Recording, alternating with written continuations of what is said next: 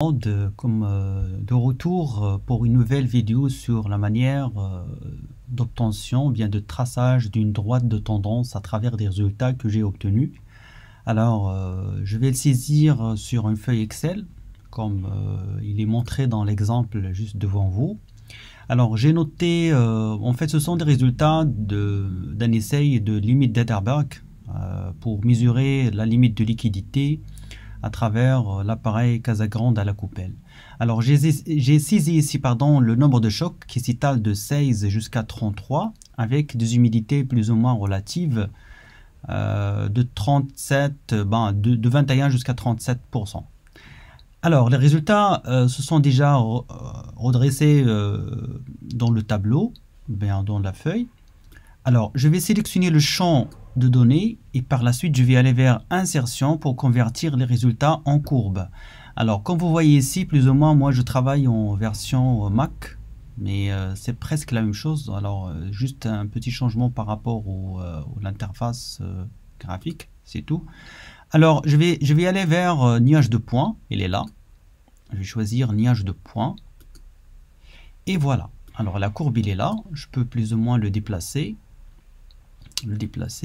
et par la suite j'envisage de rajouter des éléments graphiques. Alors c'est toujours dans la création graphique, je vais aller à gauche dans le ruban et je vais rajouter des titres d'axe par exemple pour l'axe horizontal. Pour l'axe horizontal, je sais très bien que ça. Alors le champ de données, c'est toujours la colonne qui est à gauche, il représente l'axe des abscisses. Et l'axe des ordonnées, il est réservé toujours pour la colonne de droite. C'est toujours comme ça. C'est cité plus ou moins. Ce n'est pas la manière avec laquelle vous voulez montrer vos paramètres et vous changez l'emplacement des deux colonnes. Alors toujours là, c'est les X et ça, c'est les Y. Alors ici, c'est le nombre de chocs. Et je dois mentionner, en fait, il n'y a pas d'unité. Et je vais rajouter aussi un élément graphique, ce qui est le titre d'axe vertical, voilà, qui est tout simplement humidité,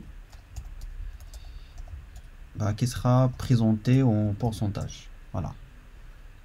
Titre graphique, si j'aurais besoin de l'insérer, je l'insère, sinon je laisse ça jusqu'à insérer la légende dans la partie Word, par exemple, lors de l'importation de la courbe. Alors là, je sais très bien que les valeurs toujours se représentent ici de 0 jusqu'à 35, alors que moi j'aimerais bien juste se limiter de 15 jusqu'à 35. Alors je vais sélectionner l'axe des abscisses, je fais bouton droite et je vais aller vers format de l'axe.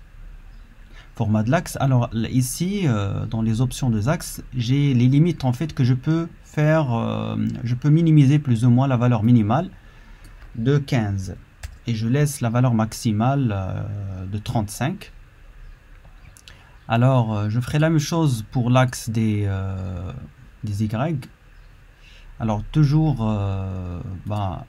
je vais aller là, option d'axe, et je vais choisir, parce qu'en fait, les valeurs de l'humidité s'étalent de 21 jusqu'à 35. Je peux plus ou moins limiter les valeurs. Alors, minimale, je dirais 20. 20 par exemple. 20. Alors, je mets entrée et voilà. Plus ou moins, voilà les résultats qui sont plus ou moins décalés vers la gauche pour limiter le champ de présentation. Alors, maintenant, il nous reste de tracer la courbe de tendance. Alors, pour cet essai, on sait très bien que la courbe de tendance ou bien la droite caractéristique du sol, elle est décroissante parce que dès qu'on augmente le nombre de chocs, on aura une diminution de l'humidité du sol. Alors ici je vais aller toujours, je vais sélectionner la courbe, je vais aller vers, voilà, je peux sélectionner plus ou moins l'un des données et je vais aller toujours vers création graphique, ajouter une courbe de tendance. Alors puisque ici on va se concentrer sur une interpolation linéaire, voilà, je vais choisir une courbe linéaire et voilà, la courbe s'est tracée. L'étape suivante, il me reste d'afficher l'équation de la courbe de tendance. Alors la courbe de tendance, plus ou moins, Alors je vais choisir, voilà, dès que la courbe de tendance elle est sélectionnée, je peux faire bouton droite, format de la courbe de tendance, et là je vais y aller vers afficher l'équation sur le graphique.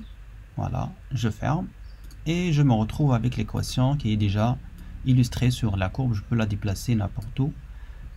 Voilà, et par la suite, normalement pour le calcul de la limite, voilà, la limite de liquidité qui correspond tout à fait à la valeur de 25 chocs.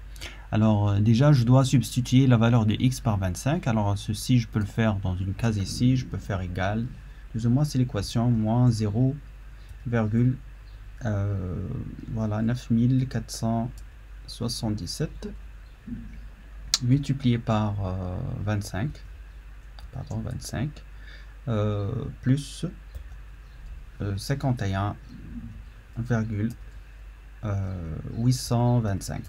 Voilà, je mets entrée et voilà. Ça c'est la valeur, plus ou moins c'est la limite de liquidité VL. Voilà, qui correspond à un nombre de chocs de 25. Et voilà la méthode. Et par la suite, je peux bien sûr exporter la courbe vers un fichier de rédaction, bien un document de rédaction Word pour compléter mon compte rendu. Et merci beaucoup de votre attention.